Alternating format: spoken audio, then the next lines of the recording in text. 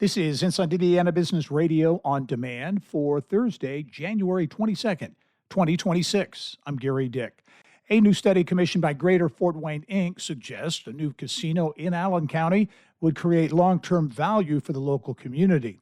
Conducted by Texas-based real estate firm CBRE, the study finds the casino could generate more than $330 million in annual revenue at nearly 1,700 jobs in Allen County. A big win for Indianapolis. The National Football League Scouting Combine will remain in the city for at least another 2 years. The decision to extend the event through 2028 comes just 1 month before the city welcomes the event for the 39th consecutive year, which Indianapolis tourism officials expect to draw more than 30,000 visitors, including the 300 top prospective players and personnel from each of the league's 32 teams.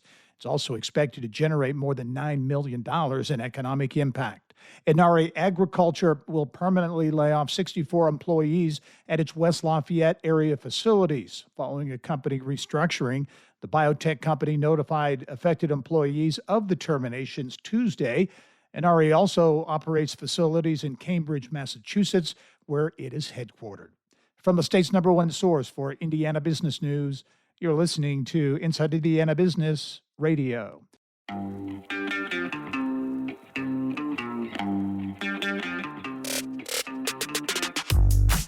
Hello and welcome to Inside Indiana Business. I'm Gary Dick, coming to you this week from Northwest Indiana, Jeffersonville, Muncie, South Bend, in downtown Evansville, Terre Haute, Fort Wayne, Richmond, from one of the state's key entrepreneurial and innovation hubs, 16 Tech. Inside Indiana Business, Indiana's business news leader.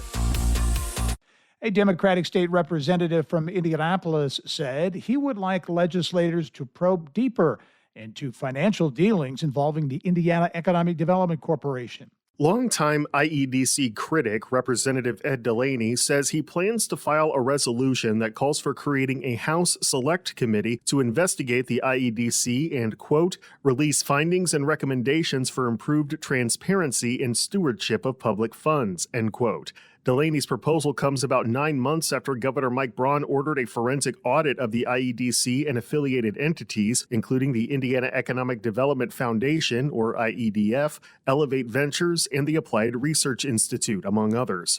Results were released nearly 5 months later and detailed numerous instances of conflicts of interest involving the IEDC and affiliated entities, inadequate internal policies, and lavish travel spending on the part of the IEDF. Shortly after the audit was released, Delaney called the report a good start, but said it didn't go far enough in determining whether the lax conflict of interest practices led to criminal activity. The creation of a House committee to investigate the IEDC would require support from the Republican supermajority in the General Assembly. If established, the committee would have 11 members, 7 of which would be chosen by House Speaker Todd Houston and 4 by Democrats.